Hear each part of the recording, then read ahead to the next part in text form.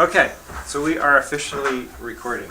So we are going to talk a bit more about, we're going to continue from yesterday's lecture. So yesterday we talked about direct variation and inverse variation, what they were, how those graphs look. You know, we found direct variation, the line always on a graph always goes through what point? 0, 0, right? Always goes through 0, 0. And then inverse variation, it makes a weird shape called a hyperbola, right? Where you got these. How do you do that? I can't do that. That's worse than rubbing your hand and patting your belly. I'm rubbing your head in. I can do that. Well, I can't put the video on you guys, but that's okay. You got the idea. I can't do this. No. What? Wait, so you can't try it? Oh my god. There. Yeah. Am I doing it? I don't know. I don't know either. Okay, but anyways, yeah, inverse variation has that weird shape. It's called a hyperbola. Okay, so, x and y. So now sometimes, though, they give you a problem that is actually a two-part problem, okay? They'll tell you that x and y vary inversely. When they say that, immediately what do you write? Inverse variation. Read the equation. Which is? Y equals K over X. Y equals k over x. Immediately write that. Y is equal to k over x. Okay, they say x and y vary inversely. Okay, and it says y, it doesn't say y is always 6 and x is always negative 3. It doesn't say that. It says y is 6 when x is negative 3. Okay, so what do we need to know in order to have our equation? What do we have to find? Remember, an equation usually has an x and a y, but it doesn't usually have a k, right? A k is a real number. It's a constant, right? We have to find the k because we have to create an equation. We want to say y equals 2x, 2 over x, or y equals 10 over x, or y equals something, so that we need to know what that constant is. Then we can always find what y is when x is anything. Does that make sense? But we have to have an equation first. But we don't have an equation. We have something with all variables. We need the k to be a constant. So wouldn't you just plug in the 6 to the y and the negative 3 to the x? Exactly. So 6 then, equals k over negative right. 3? So suddenly you have you have 6 is equal to k over negative 3. Now, there's also another formula you could use which would make this faster. What's the other formula for inverse variation? Oh, x times y equals k. Yes, x times y equals k. That's even easier. X times y is equal to k. Well, 6 times negative 3 is equal to negative 18. Am I right? Mm-hmm. Did I do that right? So suddenly, what is my equation? 6 equals... Y is equal, here's my equation. I'm going to write it in red, I think. Y is equal to, oh dear, can you see it? Sorry, I'm going to do a different red. That's better. Okay, y is equal to negative 18 over x. You guys agree with me? Mm-hmm. Okay, if that's the case, then it says find, now, this is our equation. So we finished our first part. We plugged in our 6 and our negative 3, we found our k, and then we got rid of the 6 and the negative 3, and we went back to using y and x, right? But we kept our negative 18, right? And then Now that's it says, graph. find the value of y when x is 4. Find the value of y when x is 4. So, I write my equation, y is equal to negative 18 over, instead of x, it says 4. All right? So suddenly I just divide that. So y is equal to negative 4 and 1/2. Am I right? Something like that. 16, 17, 18, 2 left over, 2/4 is 1/2. Negative 4 and 1/2. Does that make sense? Pretty straightforward, really. But it's a two-step problem. You have to first plug in the x and y that they gave you to find the constant.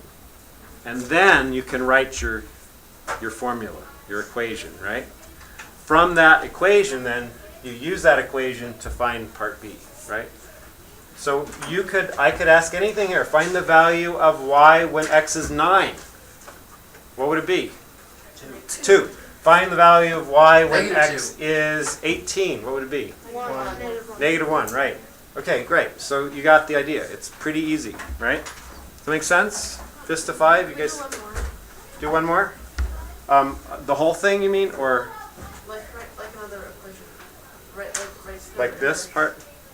Write another inverse variation equation. Yeah, okay. Yeah, let's try. Let's just do one more.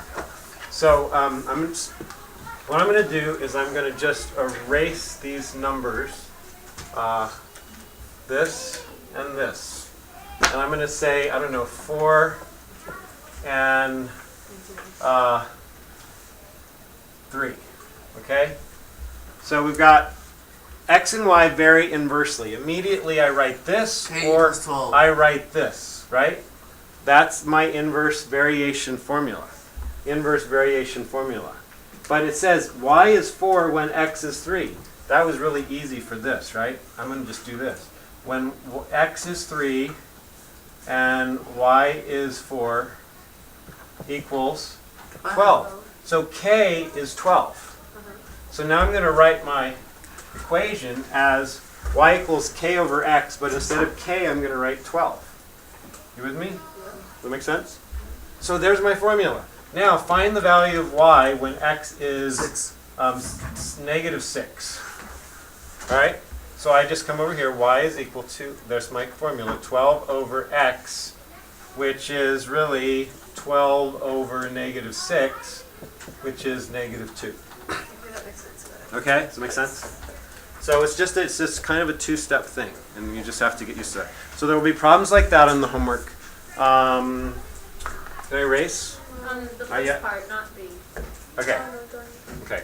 I'll just wait for a second. So what we're going to do now is we're going to start graphing. And I'm going to show you some things. I've got to teach you what asymptotes are. Okay? Really hard when you memorize it the wrong way years ago when you were a kid. And you've been saying it the wrong way every single year. Okay, can I erase? No? Not quite? So, and so you're all seeing that the reason why this is a part of this chapter is because these are rational equations, right? And the x is in the denominator. Remember we talked about excluded value? What can x not be in this formula? What's the excluded value? 0, right? X cannot equal 0. X cannot equal 0, right? Okay, so can I erase? Okay, so now we're going to talk about graphing.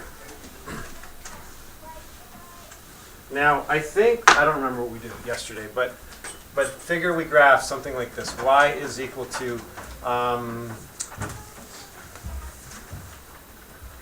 don't know, 5 over x. Should we do that? Let's try graphing that. So if I graph that,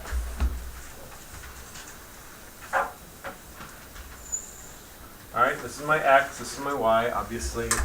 Well, what we're going to do is we're going to use a t-chart. T-chart's pretty easy. Now, you have to have enough dots. Did you guys notice that when you were graphing last night? You have to have enough dots. Like I think there was one where the formula was like this. The equation was y equals 1 over x. Yeah, that one. You know, and so people did this x and y thing, and they said, oh, let's see, we'll do negative 1, 0, 1. Or like the Well, 7. then you had a dot here, and you had a dot here, or something like that, right? Yeah, what did you And do for that one? Is that what you were supposed to do? No, So- there was the Or were one. you just supposed to do No, like what you can't have a dot. You got to have more than a But dot. Yeah, there that was was like the considered one where wrong, it was right? like 7 and the So, only things going to well, 7. okay, and let's do that one No, first. it was you could have done like Alright, so watch. 3.5 and other ones. So watch. This is what I would have done. Like 1. Okay, I would have done this. Watch. Negative 1. Let's see. How about negative 1/4, negative 1/2, negative 1. Whoops. Wait, I'm going Oh, backwards. no. Hang on. Sorry. Yeah, that's What am I doing? Sorry. I'm not thinking. Think, Gary. Think. Gary. Think. Okay. Come on, Gary. Negative 2, and we'll do negative 4. That would give me negative 1/4, right? So that would give me negative 1/4, negative 1/4, negative 1/2, negative 1, Wait, what are you doing? Are you doing it and off then the 5? 0, undefined, No, he's taking the y. and then 1, 2, and 4, right? It's going to be positive 1, 1/2, and 1/4, right? You got to have enough points so you can start to see the curve, right? You just have a point on each, you can't, there's no curve, right? You know, you can keep going. We could keep going. We could do negative 6, negative 10, negative 20, you know, positive 6, positive 10, positive 20. But here, we're going from 1 to 4, and 1 to negative 4 in the x's, and not going very high on the y's. But so 1, 2, 3, 4, 1, 2, 3, 4. So now suddenly I've got negative 4, and then negative 1/4. That's like right here. Boom. Okay? Negative 2, negative 1/2. That's like right here. And then negative 1, that's like right there. Ah, now we're starting to see the curve, right? Starting to make sense. And then here we have 0 is undefined, and 1 is 1. We're going to talk about the undefined in a second. 1, 1, boom, right? 2, 1/2, boom, and then 3, 1/4. 4, 1/4. It's like giving bullets. So suddenly, Oh, yeah, what? it's easy to see. It's easy to see my curve, right? It's going to look like that. It's never going to touch. It touched! It's never going to touch. They did not. They never will. They never will. Not as long as I'm alive. Change that. Yeah. Okay. So you understand. You've got to have. My rule of thumb is whatever my undefined value is for x, I always have 3 before it and 3 after it. Okay. At least you need at least 3 to see your curve. Otherwise, you can't see your curve. You know, 2. Well, if you do 2 looks one, like a straight then line, you can right? just- Right. 1 is 1. You get like lots of freedom. Good. Let's see. We'll make our curve this way, right? So, but now one thing that's very interesting is what do I mean? This, I know this is going to sound weird, but because we're talking about inverse variation. But what would be the inverse equation of this? X. No. X equals y. Negative 1 over x. If I wrote this, I'm going to do it in a different color so you can see. Let's see. Green. We'll do green. Green if it works. It sort of works. Not very dark green. Not as dark green. Darker green. Okay. Go back to our original green. Okay, so if we had, this is the inverse equation of this, y is equal to negative 1 over x, right? And if I graphed this, you know what it would be? It would look like this.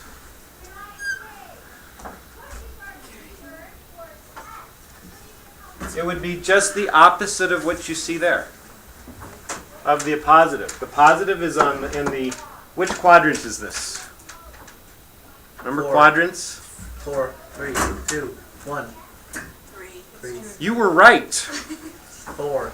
It's 3. It's 3. 1, 2, 3, 4, right? It goes counterclockwise, weirdly enough, right? So 1, 2, 3, 4. So this is when it's positive, it's going to be in this quadrant, in this quadrant. When it's negative, it's going to be in this quadrant, 2 and 4, right? So just interesting to notice that. Now we're going to talk about. So when it's positive, it's going to be an odd number, and when it's negative, it's going to be an even number. In the quadrant. Because it's going to be in 1 and 3 if it's positive, right? And then so. 2 and 4 if it's negative? Well, yeah, well, it's if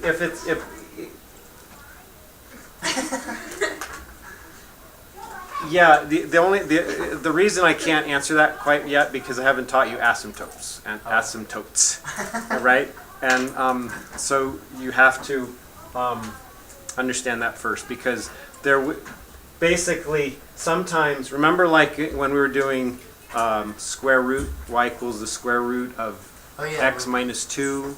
Remember we had to move over a little bit and then we could graph it, right? We had to move this way or this way and then we had to go up a little or down a little and we sort of pretended that new spot was like the origin. So is that what the asymptotes are? Sort of.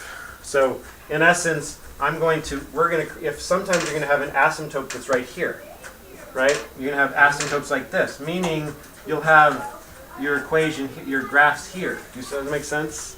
Right? And so that's what we're gonna talk about right now. So we got 10 minutes to do this. So,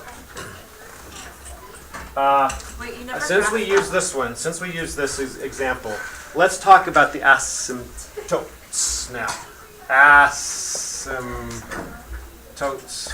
Some kids love this word. I don't know why. That's Because funny. it's asymptote. Yeah, asymptotes. Asymptotes. Right? Asymptotes. Totes. Asymptotes. Right. Asymptotes. There are vertical and horizontal asymptotes. Horizontal asymptotes, right? The vertical is going to be the x value that is not possible, that is undefined. The x value for this equation that makes this undefined is what? The x value for this equation that makes this undefined. 0, right? So the vertical asymptote is this, x equals 0. Okay? Now how do you graph a line that's x equals 0? This is the same thing as, It's right on the this x-axis. is like an axis of symmetry. Remember axis of symmetry? X equals 4. It would, at Isn't 4, that you the go up and down Yeah, a dotted so- line. Wouldn't But it but say here. isn't it the zero in the middle? y-axis? So here, yes, it's just going to be the y-axis in this case. In this case, use a different color. What do I have? Okay. Okay, brown. Okay. So this is Blue. so this is my, that doesn't show up, but that's my vertical asymptote, right? And that is x equals 0, right? If I want to be, I could put VA for vertical asymptote, asymptotes, okay? And then, now what is my horizontal asymptotes? 0. Well, no, because that's possible. Oh, because it's never gonna touch the. So horizontal will start with x or y? Y, right.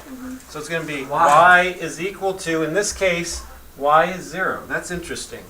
Now, we're going to talk about why this is, but basically, Wow, I see what you did there. ooh, that was really good. Oh, right, because anything, Why? because the other way to write it is, Yeah, so I now, get it. now I'm going to erase this, and I'm going to write a more generic formula. Okay, so it goes like this. Hopefully I get it right. Y is equal to a over x minus h plus k. So write that equation. That is,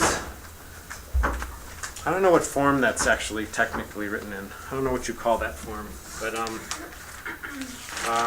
don't know if it'll tell me or not really fast. Probably not. Oh well. Anyways, the usual form, right? Usual suspect. Okay, so there we go. That's a typical equation. Now let's break it down a little bit. What would the denominator have to be in order for that to be 0? What would x have to be for x minus h to be 0? H, right? Because then h minus h would be 0. So let's say this is h right here. Let's say this is negative h, and this is h, right? Okay. X would have to be positive h. I'd have to go over here. So at x is equal to h would be my vertical asymptote. Am I right? You see what I'm doing? So immediately I can find my vertical asymptote just by looking at my denominator in this equation. And I ask, what would x have to be in order for this to be 0? And if you don't know, if it's hard to figure out in your head, you just go x minus h equals 0. Then you realize, oh, I want to say x equals, so you add h to both sides, right? So x is equal to positive h. So there you go. Here's positive h. That's my vertical asymptote, okay? Now, Horizontal. How do you find your horizontal? Remember remember square roots? Remember square roots? I said y is equal to the square root of x plus 3 plus Is it K? 5. Oh, you Right? Remember? This would be negative 3. I'd come over negative 3 and I'd go up 5, right? The same thing is true with this. That tells me how far to go up. So if this is K, we'll call this K, then there's my horizontal asymptote. Asymptote, right? So it's very similar to the square root problems, right? Very similar. I ask on the square roots, I ask what would x be to make this 0, right? And then from the origin, I move over, in this case, negative 3. I'll go over negative 3, right? And then I would go up 5, and that's where I'd begin. The only difference is this doesn't have a asymptote. This does, okay? What exactly do they do? Like, why are they important to know? Ask. Asymptote? Because it makes it really much easier to graph. So we're running out of time here. Yeah. So here we go. Let's just try stuff. I'm going to erase all this now. Wait, so I'll leave that. Does that mean that now? This is a mess. Can I start over now? Wait, before you have a question. Does that mean that now your hyperbolas can't touch the asymptotes? Wait, yes, it cannot touch the asymptotes. But can they touch the axes? Like for that? Can they touch the X x and y axis? But They can. But not the asymptote. Right. Okay. And in this case, the x and y axis are the asymptotes. I know, That's but why in they're that not one touching. they're not. So But if in you this one, they graph might that, not be, unless if that were 0, then it Unless- would be the y axis would be asymptote. And if that were 0, then Okay. the x axis would be the axis. See what I'm saying? So let's try one. We've got y is equal to, I don't know, 1 over x minus 3 plus 2. Okay, so immediately we're going to start over with our graphing.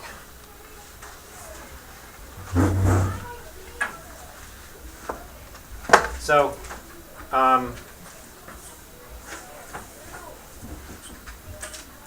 let's just do this. Let's make it, can you just make that a 4? Just because it'll be more fun. I've already done a 1 over, right? And it was hard because I had to have all these fractions. I'd rather use a 4. So we'll do that. Okay, so first of all, what is my vertical asymptote?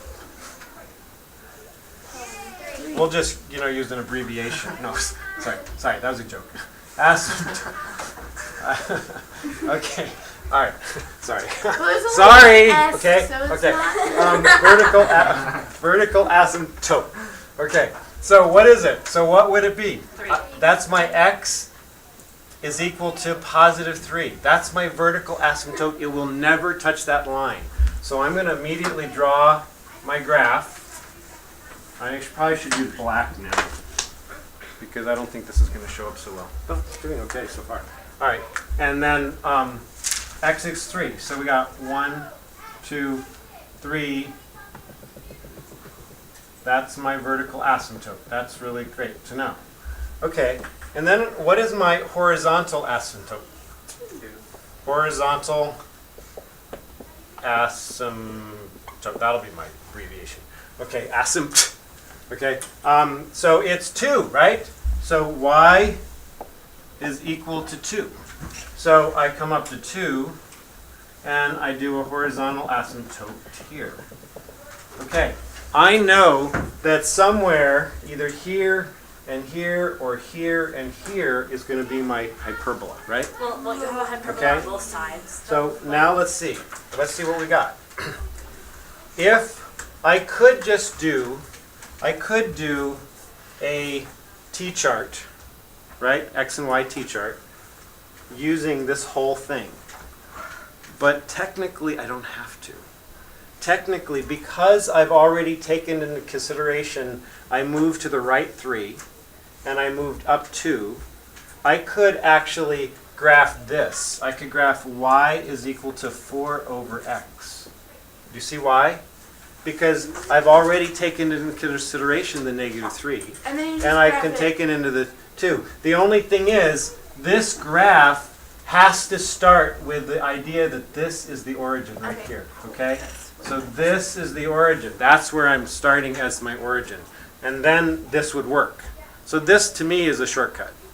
If you would rather, we can just start with this as the origin and we can do a t-chart with this. It's just a little harder, don't you think? It would be a little harder. It wouldn't be that much harder. It's pretty easy to do. But this is so easy. So I'm going to just do this because it'd be so easy. So we've got 4. Let's say we have -4, -2, 1, 0, 1, 2, and 4. Right? I always start Is with it -1? what negative? Here? No, on the left. Yeah. No, on the left for the x. You have It's to -4, do- -2. right, yeah, thank you. All right, so then 4 divided by -4 is -1. 4 divided by -2 is -2. 4 divided by -1 is -4. 0 is undefined, right? Undefined. 4 divided by 1 is 4, 2, and 1, right? And so now I'm going to graph that from here. Right? So really I got boom, boom, boom, boom, boom, boom. Then we got this thing. Right? So we'll just do this here like this. Right? So I'm using this as my origin right now. So suddenly I've got -4 and -1. So I go 1, 2, 3, 4, -1. Boom. There's my first dot. Okay? And then I've got -2, -2. -2, -2. Boom. Okay? And then -1, -4. -1, -1, 2, 3, 4. Where was I? Right there? Okay. I can see the curve right now. Can you see the curve? Yeah. Right? It's starting to make sense to me. It's going to be something like this, right?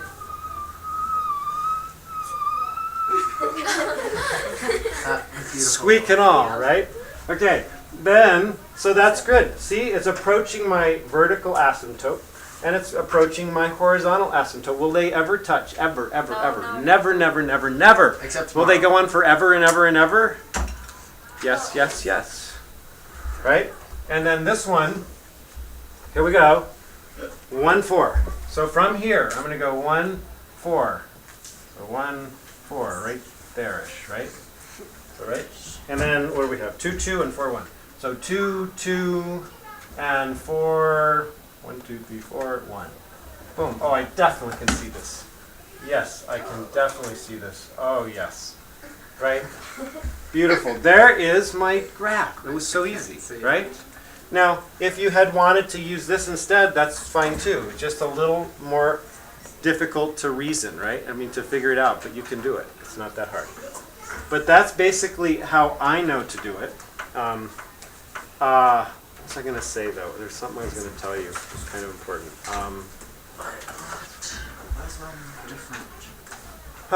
Domain and range. Oh, we still have time. The bell hasn't rung. Don't you dare. That's great. Thank you so much. Okay, so we have domain. Remember domain? Not really. Yeah, we're going to start talking about domain and range a bit more now. Just because domain and range is one thing that most kids getting out of Algebra 1 know really well, and we haven't focused enough on it. We're going to focus more on it. Domain. D is first in the alphabet, range is second in the alphabet. So is X and Y. X is first. So this is all the possible X's. All possible X's. And the range is all possible Y's. Okay? All right. So, is there any value of X that cannot be true? And any only, I mean, are there many values of X that cannot be true? Yeah. So look, here's X. All of this is X. Look, oh, well here, look, boom, there's a, and then here, oh, boom, and here, oh, boom, and here, oh, it's going to go on forever and ever and ever. It's going to go on forever and ever and Not ever. Really. right? It's going to go on forever, right? And it's never going to touch the y-axis, But it already did. asymptote. Look at So No, it didn't. yeah, it is. Wait, Gary, So- I have no idea what you're saying. All right, so Zero. domain, all the possible x's. Is there anything that x cannot be? 0. 0. That's the Oh, I only know what the thing, asymptote does now. right? The I get it. good, awesome, great. We had the light bulb. That's what we were waiting for. Okay, now we can all leave. Okay, but there is nothing that x can. I mean, x can be absolutely anything except where the asymptote is, right? So the only place, basically, so your domain is all real numbers, because there are also such things as unreal numbers, but these are real numbers, Wait, right? so the domain And cannot but be x three? cannot equal 0. You have to write x cannot equal 0. The range, look, there's It's going to the be same something except y everywhere cannot equal except 0. that y cannot equal 2, right? So the range is going to be all real numbers, but y Wait, cannot why isn't equal the 2. domain, why isn't the domain positive 3 then? Because that's what the, What? Oh, right. Oh, it's the did I say asymptote, 3? I not- said 0. Sorry. yeah, I apologize. Sorry, 3. I'm sorry. I farted. Okay. All right. So we have our homework really fast. Can I erase this too? All right, math homework. So really fast. So you are going to do two things. You're going to do stuff on 12.1 and 12.2. So you're going to do page. I wrote this down. Page 769. Page 769, numbers 28 to 35, and then page